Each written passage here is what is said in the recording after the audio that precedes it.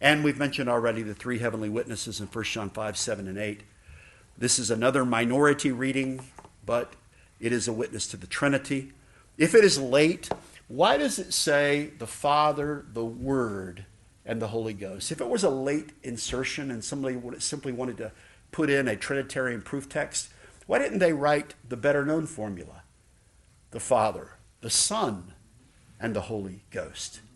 But instead, the ancient text says the Father, the Word, and the Holy Ghost. There's also a grammatical argument. If you were to take the part out, the second half of this verse out, and the first half of this verse out, you would have a masculine pronoun, a masculine participle, those who bear witness.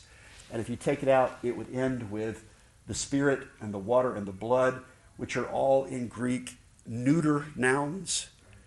So you'd have a masculine participle modifying nouns in gender that are neuter. It would create a grammatical problem.